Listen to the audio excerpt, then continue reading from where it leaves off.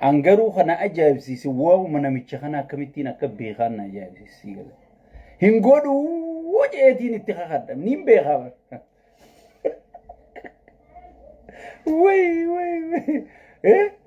Galaanaa miti abiyyi ganaa jaartiin isaa yoo jala sukkite galfachuu hin danda'u si gala. Jaartiin isaa yoo galaana dur kutee deebisuu dhiisi. Yoo inni galaana Itoophiyaa deebisuu dhiisi jaartiin isaa jala sukkitee inni galfate. Sheekhanaan hin jinsi gala. Amma waan haaraa isinii qabannee dhufne akkuma beekamu amma dura waa'ee galaana kana gartee ni kijiba namichi buufaadha. Nagahuma gartee oggii khiniina dhuge gartee khiniinni kun wanta miira isaa kana ol kaasa si gale. Amma nama farshoofaa dhugum beeytanii farshoofaa jimaafaa oggii qamaa'u namni bar fooqii tana jaara si gale. Khiniinni kun rifee mataa isaa buqqee kana walit deebiseeti si gale. Disorder godha wanti kun gartee order khara biroo kennu khara galaanaa kennu khara shimallis faacha kuchiisa hoggiin shimallis arrabsa hoggiin kaabinee arrabsa hoggiin waan birootii dubbateeti amma fakkeenyaaf dhihoo maal godhe dubbii dirre dhawaa san maal godhe namichi walqaayit gaafate namichi walqaayit gaafannaan already sammuun isaa disorderiidhaa miti galee sammuun baqaytee jirti waan dirre dhawaa duru dhufee jechuun waan dirre dhawaa gaafatan seesi inni dirre dhawaa raasa galee soo saniifu namichi mataan disorderi hoggii khiniina kana hedduu fudhatee khiniina kana fudhatee dhufu hoggii dhufu khiniina kana hoggii hedduu fudhatee mataan akkas tahaa jechuudha. Soo saniifu garteegaa akkuma beekamu amma dura lafa dhiitee huuy je'ee maraatee qabaa ganna dhiisaa way Itoophiyaa hagare akkami galaana dhabde way meena dhiisaa eeltiraa tana beekamtii isiin harkatte waraqaan takka nu bira hin jirtu maaltu beekamtii kenneef mootummaa yeroo sanii ifiifu riphee lolaadhaa seeraan hin filamne hayya badda booda warri ka jaala khiyyaa Ahmad Jiloo kun najala isa jalaa fuudhanii way galaanni nuu dhufe Sheekhanaa Hussein kiyya galaanni nuu dhufe way amma qurxummii an qurxummuma halluuna ajaa'ibaa kana gartee jaallan kiyya kun fuula keessaan na dhawanii je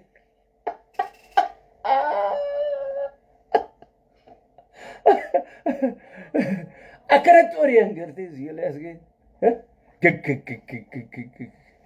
برنامج درو خلونا خنا هوندا خوني نما ولولة جري جام في النت خلونا واديتين فدان خلونا بالشاتين فدان جاني درو خلونا بارة ديما خنا ولولة جن مزمورين غلانو جتسون فرشوا قوتي زيغله أبو هنتهو وني هندي سيرا في هيرك أبدي وني هندي أديم سخي سدر بمتين أي تقبدي wanni kanuma lafaa haatee huuy jettee iyyitee fiddu hin jirtu sigale dubbii galaana guddaa kana dhiisi dubbiin tala takkaatu namni oggii wal fuusisuu deemu intala takka duran ilaallata achi boodanii manguddoo erga isi dubbisa eega isiin marhabba jette sigale manguddoo ergata kunuu garate piroosisa keessa darbamuu qaba sigale intaluma takka wajjii bultii jaaruuf gurbaa tokko wajjii bultii jaaruuf بروسيس خيزة دربوا مجرا يا مراتا كي أكن ولا فاخاتي قرتي بيري بدرت كشيخنا حسيني بيري خنا يفين ترسيلا بيري خنا يجي خيزة لالا بيري وجرا نوري أجاني كاركا خنا شو أنا مدرو عند فيديو تكاني سني ورابيتوري يو يادت تنتهي إنه شرطي ميموري سنينجي ويادت وانا تنفكاتو أنا ما يسي يادت كيسا Paarlamummaan arra galaana fudhanna je'ee akkatti harka shaa godhu kun bakka galaana san dhiifnee guyyaa inni jee yoo harka shaan goone qabadhaanaa ta'an isiniin jechuudha. Dubbiin tiyya sun dhufte. Amma galaana je'eeti gartee asii gartee qiyaamaan kaa'ee girgirii kaa'ee miixirqishoon itti baatee wuy jee baxaabbaxamee eeltiraa hunda iyyisiise amma kunoo addunyaa guutuu jala akka ijoollee xixiqqootti huccuu yaafatee gangalachuu jira jechuudha. Gangalachuu jira. Barnamichi kun nurraa bahee hoggii jettan itti qaanfachuu qabdan.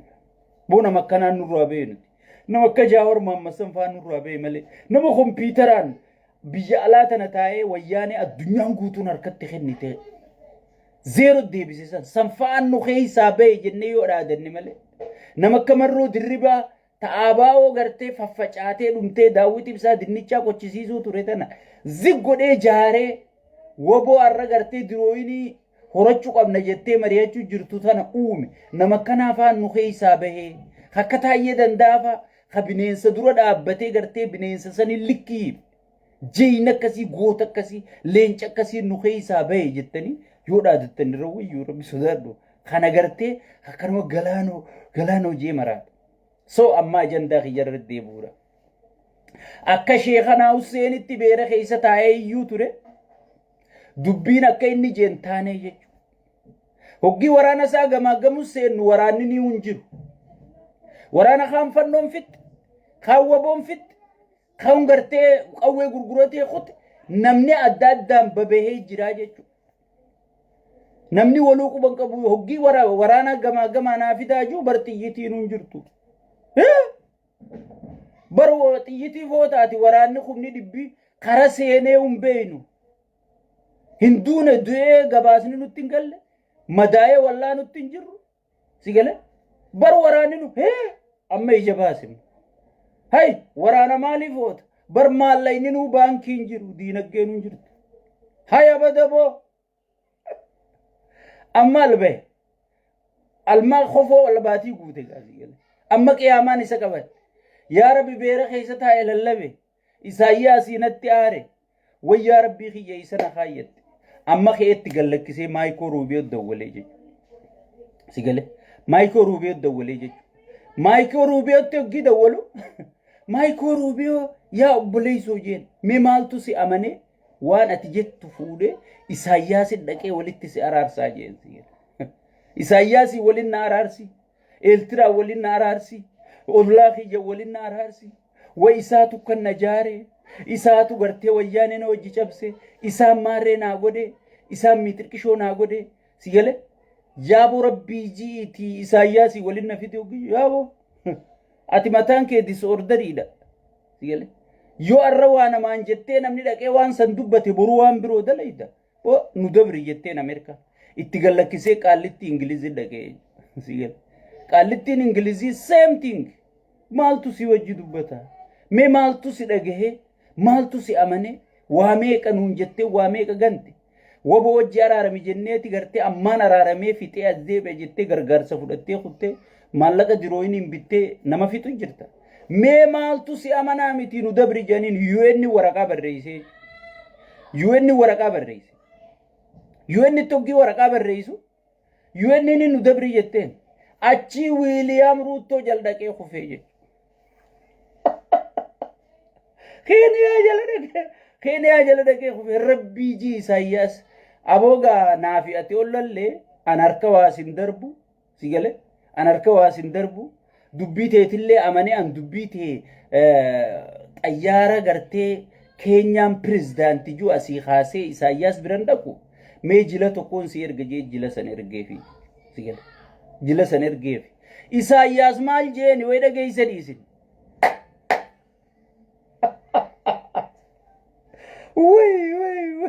way an dubbii Isaayyaasii turre na ajaa'ibsiisee dubbii Isaayyaas maal jeeni akkuma gabbee albeesanitti albaatii san arraabuu qabaa tanagaa qawwee kulola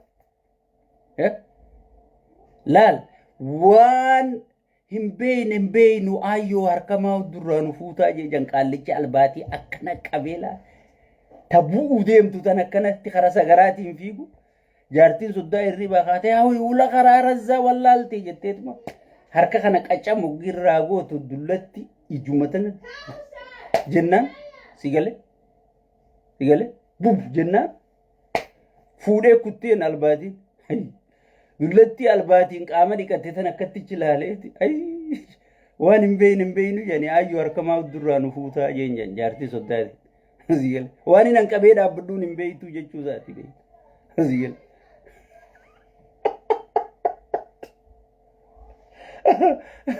Isaayyaas way kana jeeni. akkuma gabbaatee beera keessa teessee paarlama irratti albaate. Baharri diimaan keenya jettee kuma albaate. Eeltiraa walabummaa sii namni mirkaneesse nuti hin beeknu jettee kuma beera keessa teessee albaate. Akkuma kaadireef kaabinee keessa dhaabbattee albaate. Akkuma shimallisin dhayitee gartee atiis albayi jetteen shimallisis garba diima irratti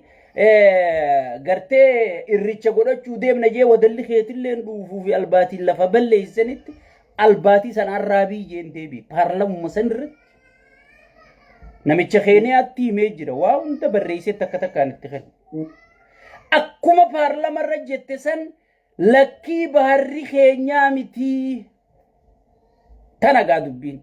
Baharri keenyaa miti ka baharri Itoophiyaati miti ka Eeltiraati jii. Walabummaa Eeltiraatis niin kijibe malee ni jirti jii. Yoo akkas jette qofa kana biyyii fi nuti walii gallu. Si gale? Yoo akkas jette qofa.